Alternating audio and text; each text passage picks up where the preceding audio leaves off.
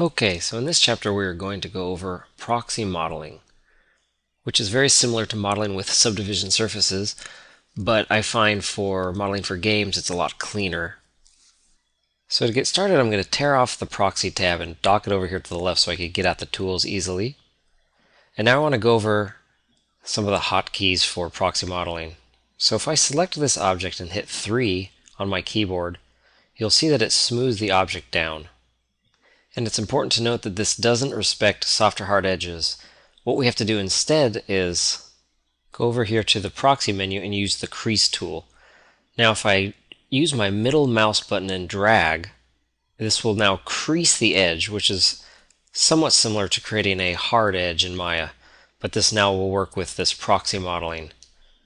One thing I want you to understand though is as we double click on these edges to loop them and then use the crease tool to crease them, once we hit 3 on the keyboard to smooth it down, we're not actually converting the object to more polygons. What we're doing is just displaying a more smoothed version of our low poly geometry. And so eventually, once we get our proxy object looking right, we'll have to go in and subdivide it and actually create a piece that has a lot more polygons in it. And so what I'm doing is double clicking on these edges to loop them, which is a newer Maya feature. Then after I've selected the ones I want to crease, I'm going to go over here to the Proxy menu, select the crease tool, and drag the middle mouse button to crease the edges. And now if I hit 3, you can see I have a smoothed result.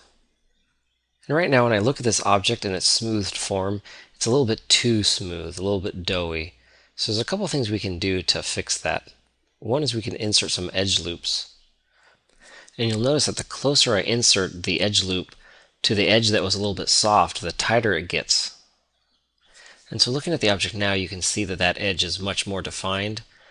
In fact, it's a little bit too defined, so I'm going to move these edge loops a little bit further away from the edge just to keep it a little bit rounded, which looks nice and realistic.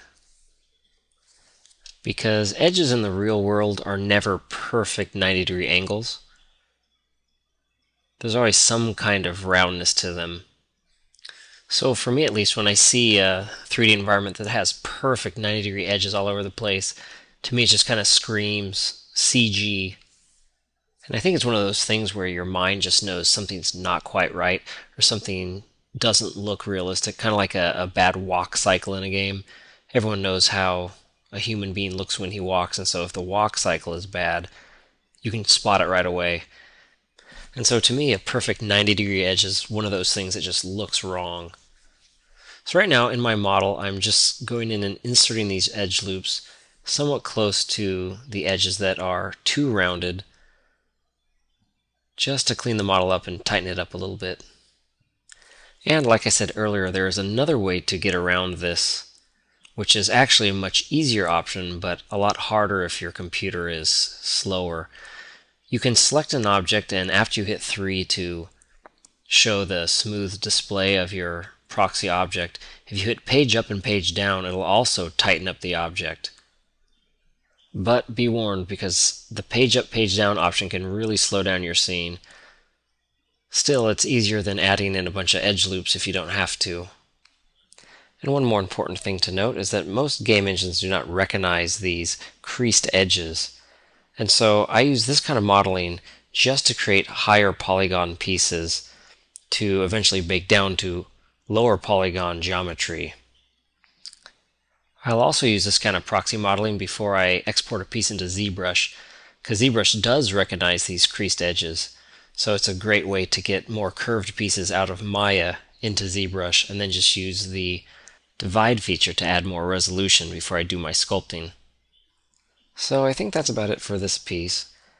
I've added in enough edge loops to have this smooth decently. And I'm going to illustrate this more in a later chapter when I use this kind of modeling to build out a bunch of detailed pieces to use for texturing our scene. So stay tuned, I guess, for more on this topic in a later chapter.